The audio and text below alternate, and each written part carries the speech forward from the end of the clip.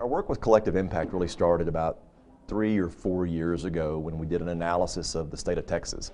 And we determined that Texas is a really big state, and not only in geography but also in population. And so it turns out there are 5 large population centers, and if we really want to make a difference in the outcomes for the state, we need to focus on those 5 areas. And one of them was the Rio Grande Valley of Texas, the 4 southmost counties in the state.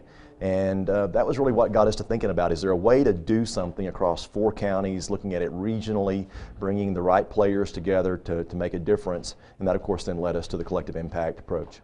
One of the most important things that we did to adopt a new mindset towards our grant making and our philanthropic approach was adopting the role of problem solver.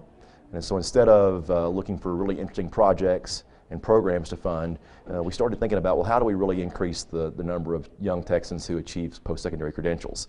And when you start looking at things at that level, based on an outcome, it leads you to a whole different way of doing your business. And Collective Impact has been really important in that way.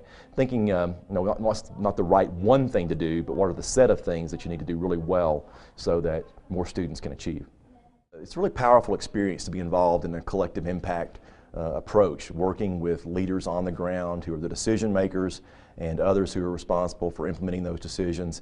And it's a wonderful thing to see leaders sitting around, rolling their sleeves up, looking at the same data, in our case across 4 counties, 34 school districts, and trying to determine what are the things that we need to do differently in our day-to-day work to get better outcomes. So it's not about doing new things, it's about doing the things that we're already doing better, informed by data. And I think that's probably the most powerful thing, is looking at the data, understanding that there are issues or problems or opportunities, knowing why it's an opportunity, what can be done to get better outcomes with students in a particular area or way, and then being able to measure in real time if we're making progress or not. So it's just a different way of doing business. It is a different mindset, and but it's powerful to watch. And whenever you start seeing successes, then that just encourages you to keep coming back for more and more.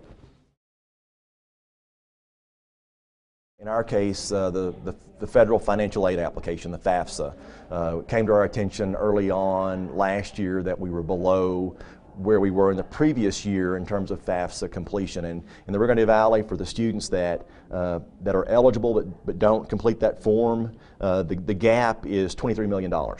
So it's in the area where there's large poverty, and that $23 million is really important to provide access to higher education. We found out that the completion rates were lower than they had been the previous year. So within 30 days, the group had identified what the issue was, why those completion rates were lower than they had been the previous year. Within 60 days, they had implemented a solution across all 43,000 square miles, all 4 counties. And in the end, while we started out behind, we ended up the year 3% ahead in terms of completions.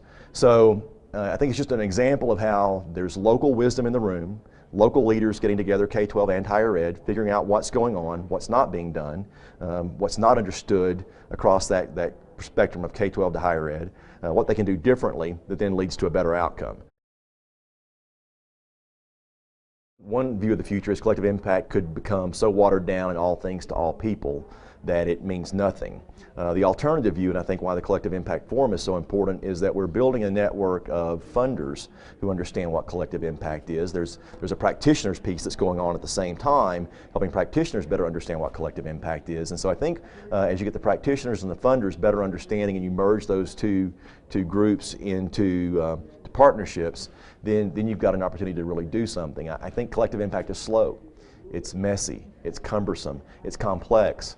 But based on my experience, it's about the only way that we're going to get to solutions around these really complex problems that we see, that we've been trying to solve for 40 or 50 years in other ways, one organization working alone on its own, and we just know that doesn't work.